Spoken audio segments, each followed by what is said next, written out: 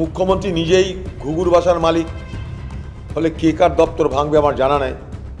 আমি মুখ্যমন্ত্রীর নজরে একটা জিনিস আনতে চাইছি যে 2007 থেকে 2008 এই দুটো বছরে যখন আমরা বলি ডিজিটাল ট্রানজিশন হচ্ছে, অর্থাৎ ই গভর্নেন্সের সূচনা হচ্ছে বাংলায়, সেই সময় যে সমস্ত মানুষ জমি রেজিস্ট্রেশন করেছিল, জমি কেনা বেচা করেছিল, আজ এত বছর পরেও তারা কিন্তু দলিল পাচ্ছে না। পশ্চিমবঙ্গের মুখ্যমন্ত্রী, আপনার যেহেতু ভূমি দপ্তর আপনার অধীনে, বা না হলেও আপনি মুখ্যমন্ত্রী, আপনার দৃষ্টিগোচর করতে চাইছি সারা বাংলা জুড়ে লক্ষ লক্ষ মানুষ একটা অনিশ্চয়তায় ভুগছে শুধু এই কাগজপত্রগুলো তাদের হাতে বৈধ না থাকার জন্য। অর্থাৎ বৈধ কাগজপত্র তাদের হাতে নেই, অথচ জমি কেনা বেচা হয়েছে, রেজিস্ট্রেশন হয়েছে, কিন্তু ই গভর্নেন্সের জন্য যেহেতু কম্পিউটারাইজড হয়ে গেল সব, এই দুটো বছরের জমি কেনা বেচার জন্য কোনো দলিল বাংলার কোনো মানুষ পেল না। এটা কিন্তু একটা সারা বাংলার বিশাল সমস্যা। ঘুঘুর বাসা তো আছেই, দিদি অনেক পরে জেনেছেন ঘুঘুর বাসা। এরকম ঘুঘুর বাসা বাংলার প্রতিটা দপ্তরই ঘুঘুর বাসা। ঘুঘুর বাসা ছাড়া এখানে অন্য কোনো সংস্কৃতি নেই। এখানে সরকার, এখানকার পার্টি, প্রশাসন সবাই একটাই স্লোগান দেয়, পয়সা ফেকো তামাশা দেখো। অতএব যেখানে যাবেন এখানে ঘুঘুর বাসা আর ঘুঘুর উপদ্রব আছে। ঘুঘুর ডাক শুনতে ভালো লাগে, ঘুঘুর ডাক শুনতে ভালো, কিন্তু ঘুঘুর বাসা যত কম থাকে তত আমাদের মঙ্গল, কারণ তত বেশি স্বচ্ছতা থাকবে। তাই পশ্চিমবঙ্গের মুখ্যমন্ত্রীর দেরিতে হলেও বোধোদয় হয়েছে যে ভূমি দপ্তর ঘুঘুর বাসা, এই ভূমি দপ্তর আপনার রোজগারের একটা বড় ক্ষেত্র। পশ্চিমবঙ্গে জমি কেনা বেচা, জমি রেজিস্ট্রেশন, তার জন্য যে খরচ যেভাবে লাফিয়ে লাফিয়ে বাড়ছে, একদিকে ওর বাজার দর, তার সঙ্গে জমি কেনা বেচার যে খরচ ভূমি দপ্তরে বেড়ে চলেছে নিরবিচ্ছিন্নভাবে। ভারতবর্ষের কোনো রাজ্যে এরকমভাবে বাড়ছে না। বাংলার মুখ্যমন্ত্রী সেটাও দেখা দরকার আপনার ঘুঘুর বাসা, এবং সেই ঘুঘুর বাসায় যারা আসে কাজ করাতে তাদেরকে জিজ্ঞেস করবেন, আপনার রাজ্য রোজগার করতে পারে না, তাই মদ বেচে রোজগার করতে হয়, লটারি বেচে রোজগার করতে হয়, আর জমি কেনা বেচার মূল্য অস্বাভাবিকভাবে বাড়িয়ে দিয়ে রোজগার করতে হয়। তার সঙ্গে বিদ্যুৎ আছে, ডিজেল আছে, পেট্রোল আছে। পাশের রাজ্য ঝাড়খণ্ড, তারা সেখানটায় যাদের রেশন কার্ড আছে তাদের পরিবারে যদি মোটরসাইকেল থাকে 25 টাকা লিটারে পেট্রোলের সাবসিডি দিচ্ছে। ভাবুন, আমার রাজ্য কি পারে না? দিদি কি পারে না? সারা ভারতবর্ষের 25টা রাজ্যে পেট্রোল ডিজেলের দাম কমলো, বাংলায় কমালো না। পাশের রাজ্য ঝাড়খণ্ড, তারা 1 লিটারে 25 টাকা দাম কমিয়ে দিল যাদের মোটরসাইকেল আছে। মোটরসাইকেল বেশিরভাগ বেকার যুবকের, বেশিরভাগ বেরোজগার যুবক, বেশিরভাগ বাংলার সাধারণ যুবক, তারা মোটরসাইকেল ব্যবহার করে। সেখানে যদি 25 টাকা 1 লিটারে অনুদান দিতে পারে ঝাড়খণ্ডের সরকার, আপনি কি কিছুই দিতে পারেন না? আপনি কি কিছুই দেবেন না, শুধুই নেবেন?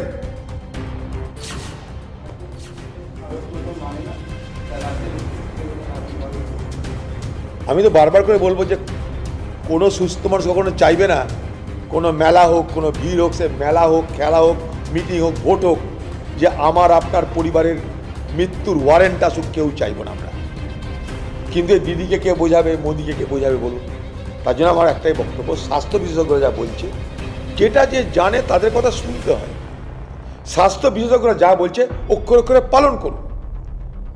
যেটা যে জানে সরকারের উচিত তাদের কথা শোনা, আমি এটা বলতে পারি।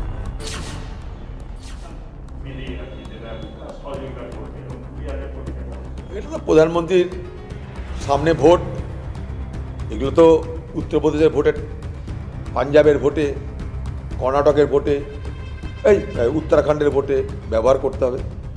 মোদি প্রধানমন্ত্রী যতই চেষ্টা করুক,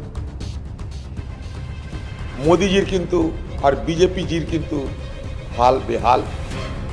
আজকেও রেজাল্ট বেরিয়েছে কর্ণাটকে, বিজেপি রাজ্য কর্ণাটক, সেখানকার পৌর নির্বাচনে কংগ্রেস 506টা সিট পেয়ে সব থেকে বেশি আসনে জয়ী হয়ে গেছে।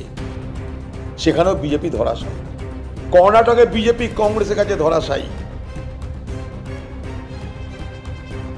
রাজস্থানে ধরাশায়ী, ছত্তিশগড়ে ধরাশায়ী হয়ে গেছে অলরেডি। তো বিজেপি এবং প্রধানমন্ত্রী আগামী নির্বাচনে বাঁচার জন্য তার মনে হয়েছে যে এইবার মানুষকে 250 টাকা করে মাসে মাসে দেওয়া যাক। রাহুল গান্ধী বহু আগে এবং আমাদের নির্বাচনী ইশতেহারে সংযোজন করেছিলেন, এবং যেটা ভারতবর্ষ সরকারের ইকোনমিক সার্ভে অফ ইন্ডিয়া, যেটা পার্লামেন্টে পেশ হয়, সেখানেও বলা আছে ইউনিভার্সাল বেসিক ইনকামের কথা, অর্থাৎ ন্যূনতম সাধারণ আয় গরিব মানুষের কাছে পৌঁছে দাও। এটা শুধু আমরা পার্টি নই, রাহুল গান্ধী তো আগেই বলেছে।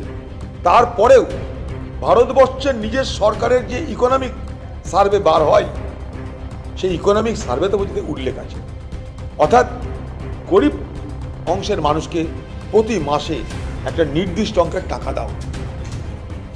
5700 টাকা তখন আমরা দাবি করেছিলাম, সোনিয়া গান্ধী দাবি করেছে, রাহুল গান্ধী দাবি করেছে, এবং ভারত পৃথিবীর যারা নোবেল লরিয়েট, যারা নোবেল পুরস্কার পেয়েছে, তারাও এই দাবি করছে।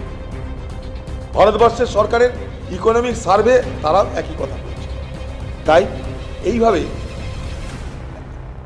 যখন ভোট, তখন আমি কিছু দিলাম ভোট করার জন্যে। মোদি আর দিদির এই যে নীতি, এই যে নিয়ম, এটার পরিবর্তন করে স্থায়ী সমাধানের ব্যবস্থা করা হবে।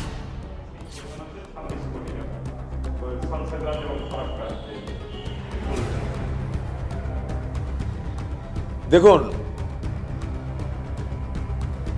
একবার ফারাক্কার বা শামশেরগঞ্জে ঘুরে আসুন, আপনারা বুঝতে পারবেন কি ভয়ঙ্কর সেখানকার পরিস্থিতি। যখন ভাঙন ঠেকানো দরকার তখন তো কাজ হলো না, মানুষের হাহাকার। পশ্চিমবঙ্গের মুখ্যমন্ত্রীর নিদ্রা ভাঙলো, কুম্ভকর্ণের ঘুম ভাঙলো, এখন বলছে 26 কোটি টাকায় আমি কাজ করাবো।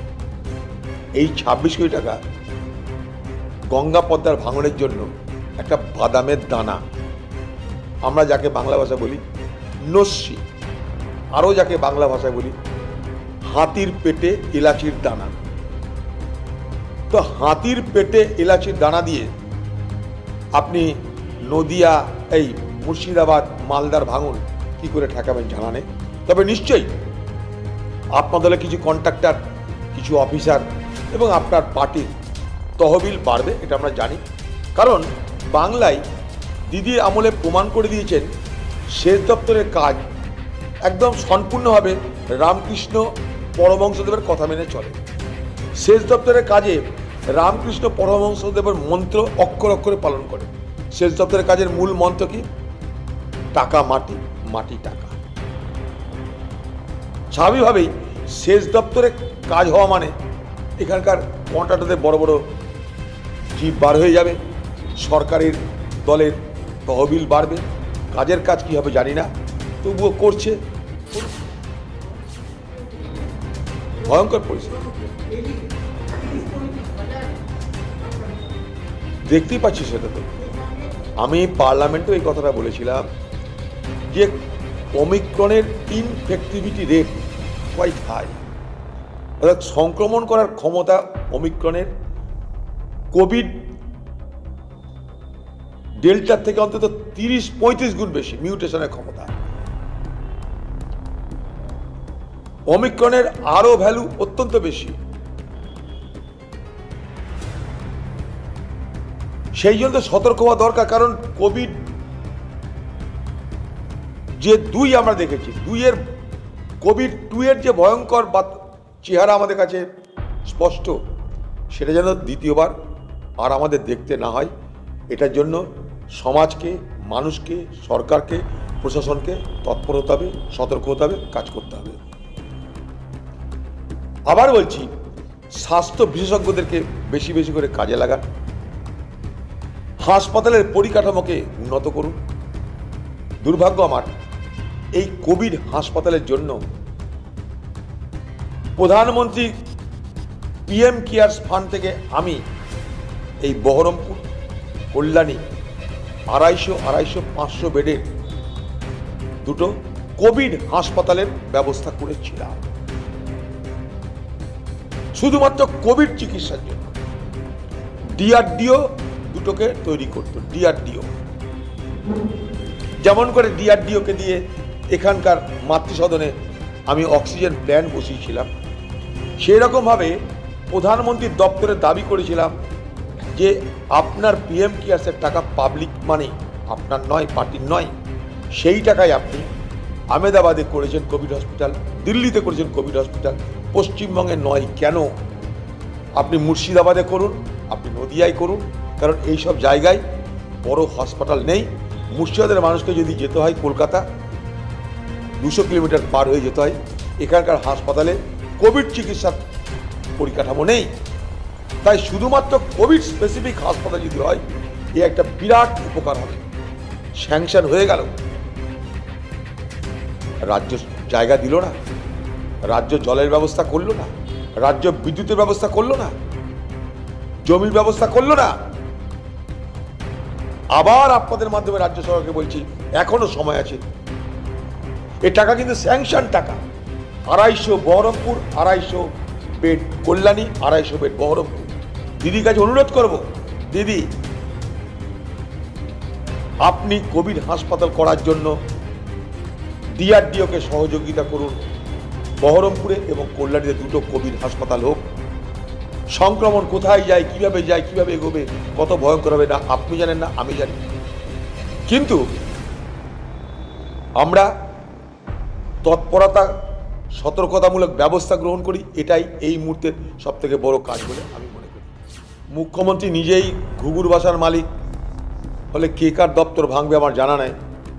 আমি মুখ্যমন্ত্রীর নজরে একটা জিনিস আনতে চাইছি, যে 2007 থেকে 2008 এই দুটো বছরে যখন আমরা বলি ডিজিটাল ট্রানজিশন হচ্ছে, অর্থাৎ ই গভর্নেন্সের সূচনা হচ্ছে বাংলায়, সেই সময় যে সমস্ত মানুষ জমি রেজিস্ট্রেশন করেছিল, জমি কেনা বেচা করেছিল, আজ এত বছর পরেও তারা কিন্তু দলিল পাচ্ছে না। পশ্চিমবঙ্গের মুখ্যমন্ত্রী, আপনার যেহেতু ভূমি দপ্তর আপনার অধীনে, বা না হলেও আপনি মুখ্যমন্ত্রী, আপনার দৃষ্টিগোচর করতে চাইছি, সারা বাংলা জুড়ে লক্ষ লক্ষ মানুষ একটা অনিশ্চয়তায় ভুগছে শুধু এই কাগজপত্রগুলো তাদের হাতে বৈধ না থাকার জন্য, অর্থাৎ বৈধ কাগজপত্র তাদের হাতে নেই, অথচ জমি কেনা বেচা হয়েছে, রেজিস্ট্রেশন হয়েছে, কিন্তু ই গভর্নেন্সের জন্য যেহেতু কম্পিউটারাইজ হয়ে গেল সব, এই দুটো বছরের জমি কেনা বেচার জন্য কোনো দলিল বাংলার কোনো মানুষ পেল না। এটা কিন্তু একটা সারা বাংলার বিশাল সমস্যা। ঘুঘুর বাসা তো আছেই, দিদি অনেক পরে জেনেছেন ঘুঘুর বাসা। এরকম ঘুঘুর বাসা বাংলার প্রতিটা দপ্তরই ঘুঘুর বাসা। ঘুঘুর বাসা ছাড়া এখানে অন্য কোনো সংস্কৃতি নেই। এখানে সরকার, এখানকার পার্টি, প্রশাসন সবাই একটাই স্লোগান দেয়, পয়সা ফেকো, তামাশা দেখো। অতএব যেখানে যাবেন এখানে ঘুঘুর বাসা আর ঘুঘুর উপদ্রব আছে। ঘুঘুর ডাক শুনতে ভালো লাগে, ঘুঘুর ডাক শুনতে ভালো, কিন্তু ঘুঘুর বাসা যত কম থাকে তত আমাদের মঙ্গল, কারণ তত বেশি স্বচ্ছতা থাকবে। তাই পশ্চিমবঙ্গের মুখ্যমন্ত্রীর দেরিতে হলেও বোধোদয় হয়েছে যে ভূমি দপ্তর ঘুঘুর বাসা, এই ভূমি দপ্তর আপনার রোজগারের একটা বড় ক্ষেত্র। পশ্চিমবঙ্গে জমি কেনা বেচা, জমি রেজিস্ট্রেশন, তার জন্য যে খরচ যেভাবে লাফিয়ে লাফিয়ে বাড়ছে, একদিকে ওর বাজার দর, তার সঙ্গে জমি কেনা বেচার যে খরচ ভূমি দপ্তরে বেড়ে চলেছে নিরবিচ্ছিন্নভাবে। ভারতবর্ষের কোনো রাজ্যে এরকমভাবে বাড়ছে না। বাংলার মুখ্যমন্ত্রী সেটাও দেখা দরকার আপনার ঘুঘুর বাসা এবং সেই ঘুঘুর বাসা যারা আসে কাজ করাতে তাদেরকে জিজ্ঞেস করবেন আপনার রাজ্য রোজগার করতে পারে না, তাই মদ বেচে রোজগার করতে হয়, লটারি বেচে রোজগার করতে হয়, আর জমি কেনা বেচার মূল্য অস্বাভাবিকভাবে বাড়িয়ে দিয়ে রোজগার করতে হয়। তার সঙ্গে বিদ্যুৎ আছে, ডিজেল আছে, পেট্রোল আছে। পাশের রাজ্য ঝাড়খণ্ড, তারা সেখানটা যাদের রেশন কার্ড আছে তাদের পরিবারে যদি মোটরসাইকেল থাকে 25 টাকা লিটারে পেট্রোলের সাবসিডি দিচ্ছে। ভাবুন, আমার রাজ্য কি পারে না? দিদি কি পারে না? সারা ভারতবর্ষের 25টা রাজ্যে পেট্রোল ডিজেলের দাম কমলো, বাংলায় কমালো না। পাশের রাজ্য ঝাড়খণ্ড, তারা 1 লিটারে 25 টাকা দাম কমিয়ে দিল যাদের মোটরসাইকেল আছে। মোটরসাইকেল বেশিরভাগ বেকার যুবকের, বেশিরভাগ বেরোজগার যুবক, বেশিরভাগ বাংলার সাধারণ যুবক, তারা মোটরসাইকেল ব্যবহার করে। সেখানে যদি 25 টাকা 1 লিটারে অনুদান দিতে পারে ঝাড়খণ্ডের সরকার, আপনি কি কিছুই দিতে পারেন না? আপনি কি কিছুই দেবেন না, শুধুই নেবেন?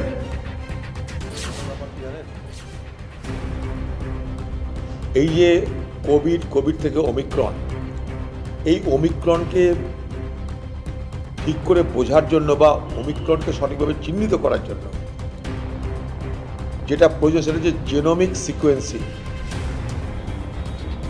শুধু কোভিড, তার সঙ্গে ওমিক্রন আছে কিনা এটা আন্দাজে বলা যায় না। জেনোমিক সিকোয়েন্সিং, তার জন্য অত্যাধুনিক ল্যাবরেটরি দরকার। বাংলায় আমার জানা নেই এই ধরনের ল্যাবরেটরি আছে কিনা, থাকলেও কটা আছে। ফলে বাংলার পশ্চিমবঙ্গ সরকারের দেওয়া তথ্য, সেই তথ্যের উপরে আমার ব্যক্তিগতভাবে বিশ্বাসযোগ্যতার প্রশ্ন আছে। কারণ গতবারেও কোভিড নিয়ে, কখনো ডেঙ্গু নিয়ে, কখনো ম্যালেরিয়া নিয়ে ভুল তথ্য পশ্চিমবঙ্গ সরকার পরিবেশন করে। ফলে পশ্চিমবঙ্গ সরকারের তথ্য নিয়ে যেমন আমার প্রশ্ন আছে, তেমনি পশ্চিমবঙ্গ সরকার যে আমার আরেকটা বিষয় জানতে চাই যে জেনোমিক সিকোয়েন্সিংয়ের জন্য যে পরিকাঠামো দরকার এই রাজ্যে সেটা আছে কি না। এটা বাংলার মানুষের কাছে রাজ্য সরকার স্পষ্ট করে বলুক, নাহলে ওমিক্রন কতজনের এটা বোঝা যাবে না। দেখুন, পশ্চিমবঙ্গের মুখ্যমন্ত্রী 3 তারিখ বলে না, এই বাংলায় করোনা সংক্রমণ বাড়ার সঙ্গে সঙ্গে এখনো পর্যন্ত কোনো স্থায়ী এবং কোনো নির্দিষ্ট পরিকল্পনা গ্রহণ করেননি। আমরা খালি খবরের কাগজে দেখছি মুখ্যমন্ত্রী নিজে আশঙ্কা প্রকাশ করছেন মিটিংয়ে গিয়ে, কিন্তু শুধু আশঙ্কা প্রকাশ করলে তো হবে না, বলে দিক কোথায় কি হবে না হবে। পশ্চিমবঙ্গে লাফিয়ে লাফিয়ে বাড়ছে কোভিড, লাফিয়ে লাফিয়ে বাড়ছে সংক্রমণ, সবাই আমরা দেখতে পাচ্ছি, বুঝতে পারছি, কিন্তু বাংলার মুখ্যমন্ত্রী কবে ঘুম ভাঙবে আমরা তো জানি না। তাই মেলা, খেলা, নাটক চলবে।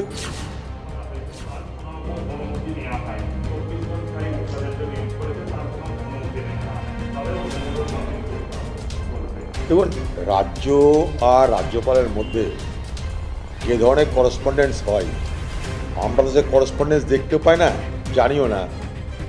ফলে আমাদের পক্ষে এটা কতটা সঠিক, কতটা বেঠিক এটা বলার মতন অবস্থানে থাকতে পারে। এই কারণে যে রাজ্য এবং রাজ্যপালের মধ্যে যে করেসপন্ডেন্স হয়, চিঠির আদান প্রদান হয়, সেই সম্পর্কে আমরা তো অন্ধকারে থাকি। কিন্তু এটাও ঠিক যে রাজ্যপাল আর রাজ্যের মধ্যে এই ধরনের সংঘর্ষ, সে পদের সংঘর্ষ হোক, ব্যক্তিত্বের সংঘাত হোক, অহমিকার সংঘাত হোক, এটা কিন্তু রাজ্যের জন্য বাঞ্ছনীয় নয়, এটা নিশ্চয়ই বলব। বাকি আমার মনে হয় যে মুখ্যমন্ত্রী সে নিজে উদ্যোগ নিয়ে বা রাজ্যপাল তার তরফ থেকে উদ্যোগ নিয়ে এটা খুব দৃষ্টিকটু হচ্ছে যে একটা রাজ্য সরকারের সঙ্গে রাজ্যপালের এই ধরনের সংঘাত, এটা দৃষ্টিকটু। উভয় বড় বড় পদে আছেন, মুখ্যমন্ত্রী আপনিও বড় পদে আছেন, রাজ্যপাল আপনিও বড় পদে আছেন, মিটিয়ে নিন এগুলো। আপনাদেরকে দেখে তো আমরা শিখবো। আপনারা যদি এরকম নিজেদের মধ্যে সংঘাত করেন তাহলে বাংলার মানুষ কি শিখবে?